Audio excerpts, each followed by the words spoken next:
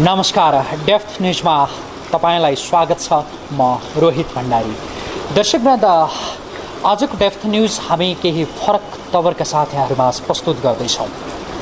विद्युत व्यापार सम्झौताको विषय यति बेला निकै चर्चामा छ।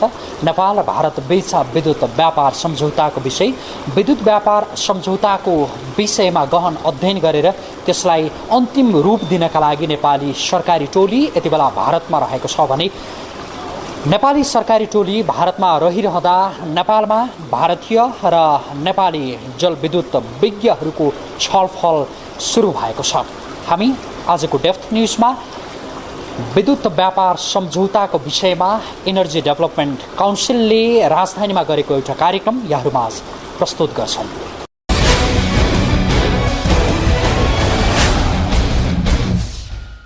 What is the Electricity Act in Nepal? How old is it? Even the proposed one, is in the parliament for the last 8 years, and that's not good enough. What we need to do is we need to start from scratch.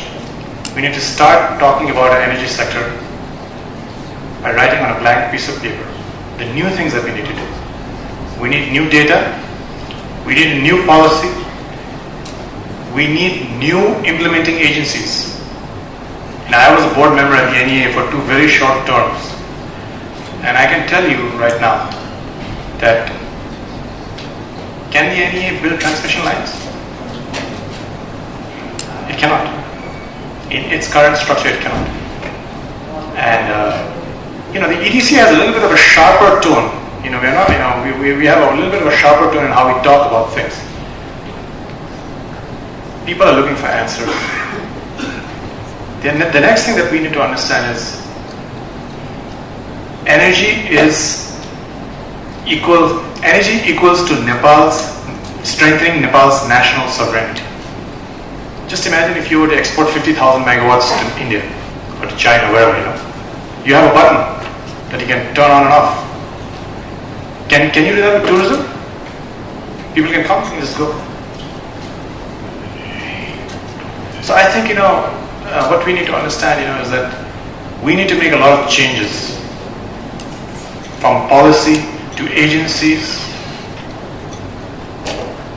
The other thing that I want to say is, just imagine we need to decentralize our development. I want everybody here to imagine in Nepal where we don't import 1 liter of petrol.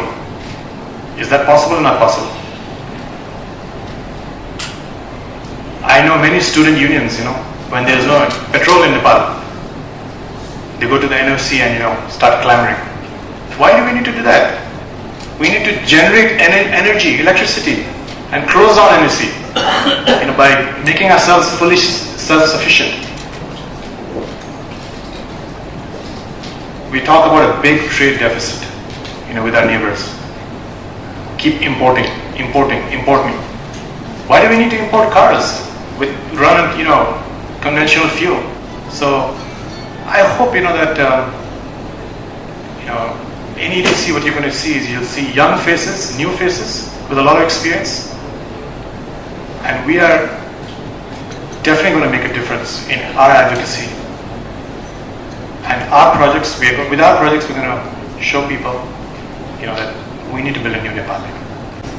Everybody has an opinion and different opinions. If you look around this room, there's probably be as many different opinions as there are people. In fact, most political parties probably have 2 opinions. One when they are in government and one when they're outside our government. Experts have as many opinions as they have reporters. But if you step back a little bit,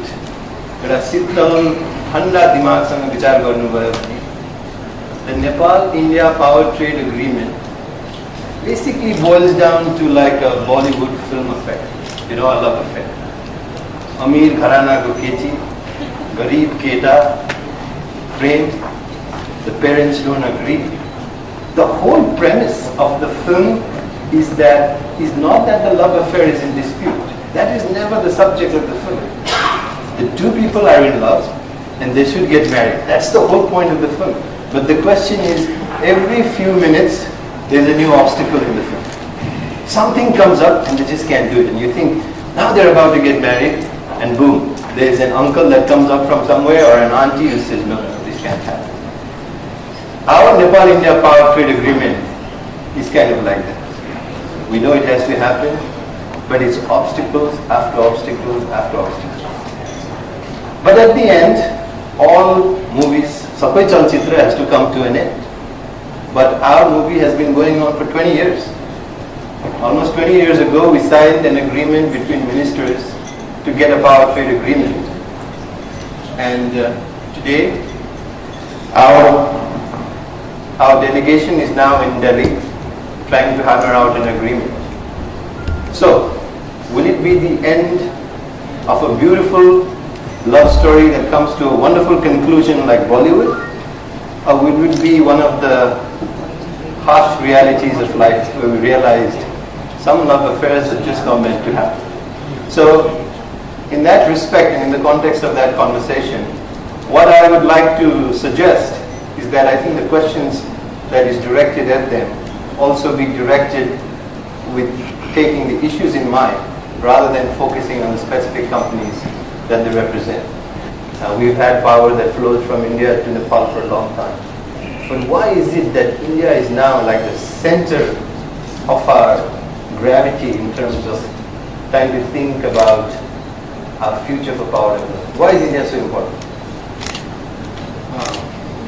First of all, Nepal's power sector is now getting dominated or predominant. The private sector percentage 40%, and we expected that the share of our energy from the private sector is going to go high. That's one part. And second part, we are completely 100%, almost 100%. Solar is not there. Most of them is river-based. So our hydrology is such that we have excess power in the wet season and deficit in the dry season. So these two factors make it very important that we have the market in India strong. And that's why it's getting more and more relevant and very pertinent for us that we have PPAs, power trade agreement, G2G level power trade agreement, so that the confidence of the investors, the private sector, will be there to invest in the power.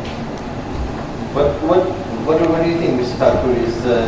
You've been coming to Nepal for many years. I think almost every year in the last decade. And besides being a well-wisher of Nepal, what does India really want from Nepal in terms of hydro sector development? What's India's interest?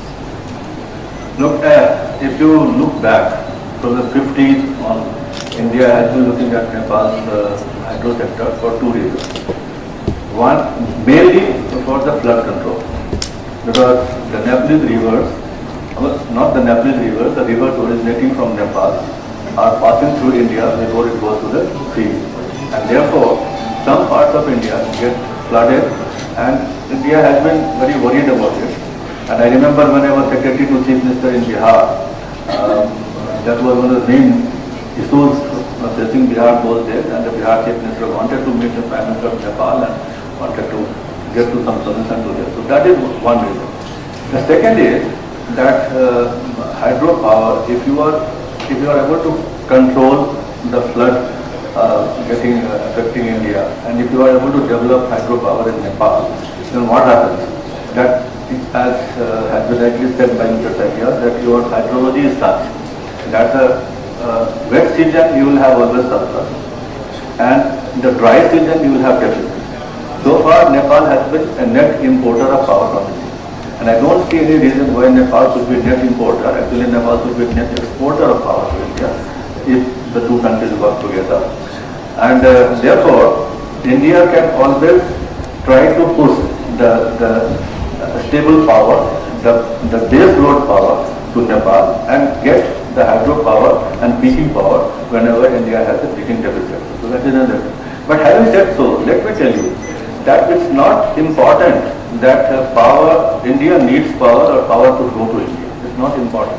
What is important is that like many countries have many natural resources, and Nepal has water as a natural resource. You have plenty of water, plenty of rivers, and therefore, for the development of Nepal, the hydro potential is to be exploited, and only when hydro potential is exploited, I think economic development in Nepal will take place. And only when you have surplus, then you push that to India, because India offers a market. And if you tomorrow, if there is such grid or such market, you can push to any country in the such region. So that is how it should be looked at.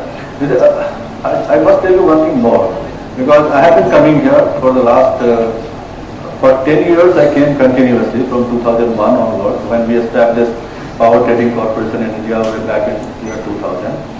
And I have a feeling, maybe I am wrong and I wish I am wrong, but I have a feeling that there is some amount of trust deficit between India and Nepal, not at the individual level, but maybe at a different level.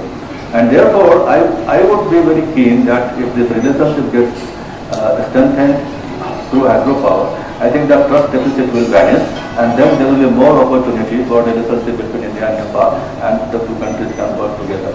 Having said this, if you permit me, I will say one thing more before you ask me further questions. As I said already, it's not important how much power you export to India.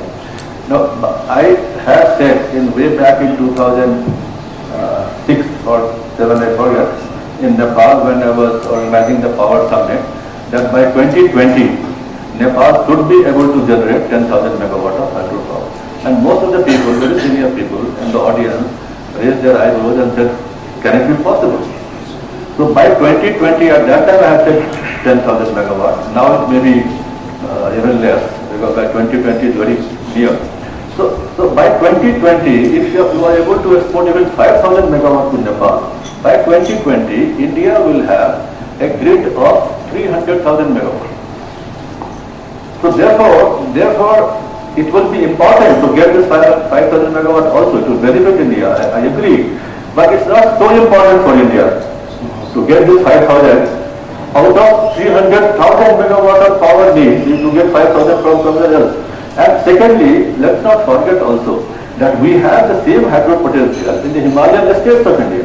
You start from Jammu and Kashmir and go up to Arunachal Pradesh. We have the same hydro potential in India. So therefore, let us not look it from the point of view of who is going to benefit. Let us try to exploit hydropower, because it is a resource for Nepal and it will do good to both India and Nepal.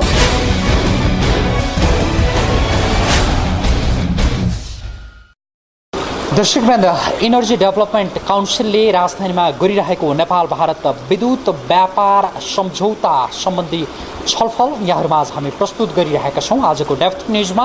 अब केही बेर विश्राम लिन्छौँ। विश्रामपछि हामी कार्यक्रमको बाँकी अंशका साथ उपस्थित हुनेछौँ।